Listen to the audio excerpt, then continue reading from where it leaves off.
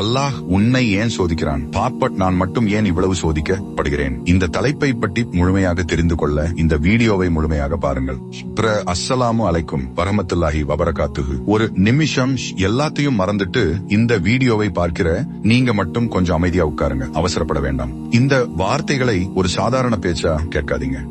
உங்களுடைய வாழ்க்கைக்காக அல்லாஹ் உங்களுக்கு நினைவூட்டும் ஒரு விஷயமா கேளுங்க. ஏனென்றால் இந்த நேரத்தில் உங்களுக்குள் ஒரு கேள்வி இருக்கலாம். யா அல்லாஹ், நான் என்ன தப்பு செய்தேன்? என் வாழ்க்கையில் மட்டும் ஏன் இவ்வளவு கஷ்டம்? நான் நல்லவனா இருக்க முயற்சி செய்கிறேன், தொழுகிறேன், செய்கிறேன். ஆனா ஏன் என்னுடைய வாழ்க்கை மட்டும் சரியாக மாறவே மாட்டேங்குது? சில நேரங்களில் நம்மை சுற்றிக்கிறவர்களை பார்க்கும்போது, எம்மை சுற்றிக்கிறவர்களை பார்க்கும்போது குடும்பத்தில் நலமா இருக்கிறோம் தெரியும். அவர்களுக்கு பணம் இருக்கிறது, அவர்கள் சந்தோஷம் இல்லை, வேலை நன்றாக இருக்கிறது. அவர்களிடத்தில் பிரச்சனை இல்லை, வேலை நன்றாக இருக்கிறது. ஆனால் நம்முடைய வாழ்க்கையை பார்த்தால் ஒரு பிரச்சனை முடிவதற்குள் இன்னொரு பிரச்சனை வந்துடும். அது முடிவதற்குள் மற்றொரு சோதனையாம். ஒரு நாள் குடும்பம், ஒரு நாள் நண்பர்கள், ஒரு நாள் வேலை, சில நேரங்களில் ஒரு நாள் படம், ஒரு நாள் மனசுக்குள்ளே ஒரு போராட்டம். வெளியில் பார்த்தால் நாம் சிரித்துக் கொண்டே இருப்போம். ஆனா நம்முடைய இரவு நேரத்தை, நம்முடைய கண்ணீரை நாம் சிரித்துக் கொண்டே இருப்போம். நம்முடைய மனவேதனையை அல்லாஹ்வுக்கு தெரியாது. அப்படிப்பட்ட ஒரு நேரத்தில் நாம் ஒரு விஷயத்தை யாருக்கும் தெரியாது. அப்படிப்பட்ட ஒரு நேரத்தில் என்பதற்காக அல்லாஹ் உன்னை விட்டுவிட்டான் என்று அர்த்தம் இல்லை. மீண்டும் சொல்கிறேன், சோதனை வந்திருக்கிறது என்பதற்காக அல்லாஹ் உன்னை வெறுக்கிறான் என்று அர்த்தம் இல்லை. சில நேரங்களில் நீ நினைப்பது, அல்லாஹ் ஏன் என்னை இப்படி கஷ்டப்படுத்துகிறான்? ஆனால் உண்மை என்னவென்றால் அதே சோதனையின் மூலமாக அல்லாஹ் உன்னை தன்னிடம் இன்னும் நெருக்கமாக்கி கொண்டிருக்கலாம். நீ ஒரு விஷயத்தை கவனித்திருக்கிறாயா? நமக்கு எல்லாமே நன்றாக இருக்கும்போது தொழுகை கொஞ்சம் தாமதமாகலாம், துஆ குறையலாம், குர்ஆன் திறக்காமல் இருக்கலாம், அல்லாஹ்வை நினைப்பது குறையலாம். ஆனால் ஒரு பெரிய பிரச்சனை வந்துவிட்டால் நம்முடைய நாக்கு யானாகவே என்று சொல்லாவுக்காக உயர்கிறது. நம்முடைய கண்கள் கண்ணீரால் நிறைகிறது. நம்முடைய நாக்கு யா அல்லாஹ் என்று சொல்ல ஆரம்பிக்கிறது. அந்த நேரத்தில் நம்முடைய இதயம் அல்லாஹ்வை தேட ஆரம்பிக்கிறது. அதனால் சில சோதனைகள் நம்மை உடைப்பதற்காக வருவதில்லை, நம்மை அல்லாஹ்விடம் திரும்ப அழைப்பதற்காக ஆரம்பிக்கிறது. அல்லாஹ் குர்ஆனில் சொல்கிறான், சூரா அல் பக்ரா, இந்திய நெய்மனன் வலனப்லுவன்னக்கும் பிஷைஇம் மின் அல் கௌஃபி வல் ஜூஇ வனக்ஸிம் மினல் அம்வாலி வல் அன்ஃபுஸி வல் தமராத்தி வபஷிர் சாபிரீன். நிச்சயமாக நாம் உங்களை ஓரளவு பயத்தாலும் பசியாலும் செல்வங்கள், உயிர்கள் மற்றும் விளைச்சல்களின் குறைவாலும் சோதிப்போம். மேலும் பொறுமையாளர்களுக்கு நற்செய்தி கூறுவீராக.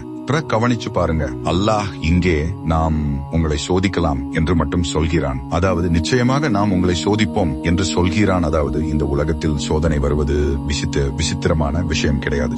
சோதனை என்பது ஒரு முஸ்லிமின் வாழ்க்கையில் ஒரு பகுதி. நீ நல்லவனாக இருக்கிறாய் என்பது பகுதி. நீ நல்லவனாக இருக்கிறாய் என்பதற்காக உனக்கு எந்த கஷ்டமும் வராது என்று இஸ்லாம் சொல்லவில்லை. மாறாக சில நேரங்களில் நீ அல்லாஹ்விடம் மிகவும் நெருக்கமாக இருக்கும்போது கூட உனக்கு சோதனைகள் வரலாம். அல்லாஹ் என்னை விட்டுட்டான் என்று முடிவு செய்யாதே. ஆனால் உன் வாழ்க்கையில் கஷ்டம் வந்தவுடன் அல்லாஹ்க்கு அந்த ஞானம் ஒரு மிகப்பெரிய ஞானம் இருக்கலாம்.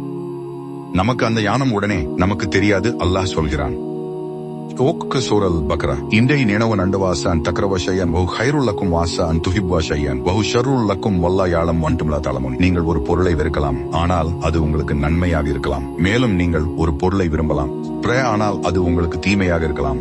அல்லாஹ் அறிகிறான், நீங்கள் அறிய மாட்டீர்கள். இந்த வசனத்தை உங்கள் வாழ்க்கையோடு இணைத்து பாருங்கள். நீங்கள் ஒருவேளை ஒரு விஷயத்துக்காக பல நாட்கள் துஆ செய்திருக்கலாம். யா அல்லாஹ், இந்த வேலை எனக்கு கிடைக்க வேண்டும். யா இந்த வேலை கிடைக்க வேண்டும். இந்த மனிதர் என்னுடைய வாழ்க்கையில் இருக்க வேண்டும். இந்த உறவு சரியாக வேண்டும். இந்த பிரச்சனை உடனே முடிவடைய வேண்டும் என்று துஆ செய்திருக்கலாம். ஆனால் அது நடக்காமல் போயிருக்கலாமா? என்னுடைய துஆவை அல்லாஹ் ஏன் ஏற்றுக்கொள்ளவில்லை என்று நினைத்திருக்கலாம். ஆனால் ஒரு விஷயம் நினைவில் வை, நீ விரும்பியது கிடைக்காதது அல்லாஹ் உன்னை கவனிக்கவில்லை என்பதற்கான ஆதாரம் கிடையாது. சில நேரங்களில் நீ கேட்டதை கொடுக்காமல் இருப்பதே உன்னை பாதுகாப்பதாக இருக்கலாம். நீ மிகவும் விரும்பிய ஒரு மனிதர் உன்னுடைய வாழ்க்கையில் இருந்திருந்தால் உன் ஈமான் பாதிப்பிருக்கலாம். நீ மிகவும் விரும்பிய ஒரு வேலை உனக்கு கிடைத்திருந்தால் நீ அல்லாஹ்வை மறந்திருக்கலாம். நீ விரும்பிய இடம் உனக்கு கிடைத்திருக்கலாம். நீ விரும்பிய ஒரு பாதையில் சென்றிருக்கலாம். நீ விரும்பிய ஒரு விஷயம் உனக்கு கிடைக்காமல் போனதன் பின்னால் நீ வெறியாத ஒரு பாதுகாப்பு இருக்கலாம். அதனால் தான் எனக்கு ஏன் கிடைக்கவில்லை என்று மட்டும் கேட்காதீங்க. சில நேரங்களில் அல்லாஹ் ஏன் எனக்கு அதை கொடுக்கவில்லை என்று யோசிக்கும் போது அதற்குள் இருக்கும் கருணையை புரிந்து கொள்ள முடியும். நாம் மனிதர்கள் இன்று என்ன நடக்குது என்பதை மட்டும் பார்க்கிறோம். ஆனால் அல்லாஹ் நம்முடைய கடந்த காலத்தையும் நிகழ்காலத்தையும் எதிர்காலத்தையும் அறிந்தவன். ஆனால் அந்த பாதையின் முடிவில் என்ன இருக்கிறது என்று நமக்கு தெரியாது. அல்லாஹுக்கு தெரியும்.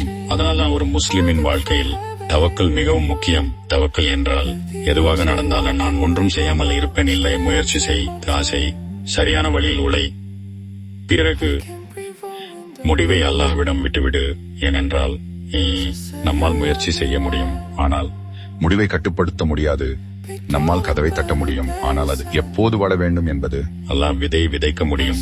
அதனால் நீ இப்போது ஒரு கஷ்டத்தில் இருந்தால் உன்னையே ஒரு கேள்வி கேள். இந்த சோதனை என்னை அல்லாஹ்விடம் இருந்து தூரமாக்குகிறதா அல்லது அல்லாஹ்விடம் இன்னும் நெருக்கமாக்குகிறதா? நீ சோதனையின் போது தொழுகையை பிடித்துக் கொண்டால், குர்ஆனை பிடித்துக் கொண்டால், ஆவை பிடித்துக் கொண்டால், அல்லாஹ்வை நினைத்துக் கொண்டால், அந்த சோதனை உன்னுடைய அழிவுக்கான காரணமாக இல்லாமல் உன்னுடைய உயர்வுக்கான காரணமாக மாறலாம். அதனால் கஷ்டம் வந்தவுடன் எல்லாம் முடிந்துவிட்டது என்று சொல்லாதே. இன்னும் எல்லாம் முடிந்துவிடவில்லை. நீ உயிரோடு இருக்கிறாய். உன் இதயம் துடிக்கிறது. அப்படியானால் உன் நாக்கால் அல்லாஹ்வை அழைக்க முடிகிறது. உன் நெற்றியை சுஜூதில் வைக்க முடிகிறது. அப்படியானால் நம்பிக்கை இன்னும் இருக்கிறது. நீ அழலாம், அழுவது தவறு இல்லை. நீ மனம் உடையலாம், மனவேதனை வருவதாக நினைக்காதே. அல்லாஹ் என்னை மறந்து விட்டான் என்று சொல்லாசே. அல்லாஹ் சொல்கிறான், உம்முடைய இறைவன் உம்மை கைவிடவும் இல்லை, வெறுக்கவும் இல்லை. இந்த வசனத்தை உன் இதயத்துக்குள் வைத்துக்கொள். மீண்டும் கேள், உம்முடைய இறைவன் உம்மை கைவிடவும் இல்லை. உலகத்தில் எல்லாரும் உன்னை கைவிடவில்லை. உலகத்தில் எல்லாரும் உன்னை விட்டு சென்றாலும் அல்லாஹ் புரிந்து கொள்கிறான். உன் கண்ணீரை யாரும் புரிந்து கொள்ளவில்லை என்றால் அல்லாஹ் பார்க்கிறான். உன் கண்ணீரை யாரும் மறைத்து விடவில்லை என்றாலும் அல்லாஹ் பார்க்கிறான். நீ சொல்லாமல் தனியாக போது அல்லாஹ் அறிக்கிறான். யாருக்கும் தெரியாமல் யா அல்லாஹ் என்று சொல்வதையும் அல்லாஹ் கேட்கிறான். அதனால் இன்று உன் வாழ்க்கையில் எதுவாக நடந்தாலும் ஒரு விஷயத்தை மட்டும் மறந்து விடாதே. ஆனால் அதை உணர்வதற்கு சில நேரங்களில் நம்முடைய இதயம் அமைதியாக வேண்டும். அதற்கு அல்லாஹ்விடம் திரும்ப வேண்டும். குர்ஆனை திற, தொழுகையை சரி செய், துஆவை அதிகப்படுத்து, பாவங்களை விட்டு விலகு. மக்களிடம் அல்ல, முதலில் அல்லாஹ்விடம் உன் மனதை திறந்து பேசு. உன் முதலிகள் அழகாக இருக்க வேண்டிய அவசியமில்லை. உனக்கு அரபி தெரிய வேண்டிய அவசியமில்லை. உன் இதயத்தில் இருப்பதை அல்லாஹ்விடம் சொல்லு. யா அல்லாஹ் தெரிய வேண்டிய அவசியமில்லை. உன் இதயத்தில் இருப்பதை வல்லவன், ஆனா எனக்கு புரியவள். நான் பலவீனமானவன், நீ வலிமையானவன். எனக்கு வழி தெரியவில்லை. என்னுடைய இதயத்தை காப்பாற்று. நீ எனக்கு வழி காட்டு. என்னுடைய இதய பலம். அவன் கஷ்டத்தில் மக்களை மட்டும் தேடமாட்டான், அல்லாஹ்வை தேடுவான். அவன் விழுந்தாலும் மீண்டும் எழுவான். அவன் அழுதாலும் மீண்டும் துஆ செய்வான். அவன் உடைந்தாலும் அல்லாஹ்வின் மீது நம்பிக்கையை விடமாட்டான். ஏனென்றால் அவனுக்கு தெரியும், என்னுடைய ரப்புக்கு என்னை பற்றி அதிகமாக தெரியும்.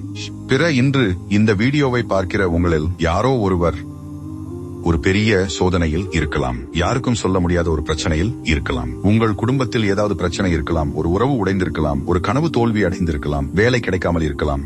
பணம் இல்லாமல் இருக்கலாம். யாரோ உங்களை ஏமாற்றி இருக்கலாம். யாரோ உங்களை விட்டு சென்றிருக்கலாம். அல்லது வெளியில் எல்லாம் நன்றாக இருப்பது போல இருந்தாலும், நீங்கள் போராடி கொண்டிருந்தாலும் உள்ளுக்குள் நீங்கள் போராடி கொண்டிருக்கலாம். அப்படியானால் இந்த ஒரு வார்த்தையை மட்டும் எனக்கு தெரியுமா?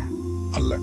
இது உன் கதையின் ஒரு பக்கம் மட்டுமே. அல்லாஹ் விரும்பினால் அடுத்த பக்கம் இன்னும் அழகாக இருக்கலாம். அதனால் பொறுமையாயிரு, ஆவை விடாதே, தொழுகை இருக்கலாம். அதனால் பொறுமையாக இரு, ஆவை விடாதே, தொழுகையை விடாதே. நீ பார்க்க முடியாத இடத்தில் கூட அல்லாஹ் உனக்காக வேலை செய்து கொண்டிருக்கலாம். அல்லாஹ் உன்னை சோதிக்கிறான். ஆனால் அவன் உன்னை தனியாக விட்டுவிடவில்லை.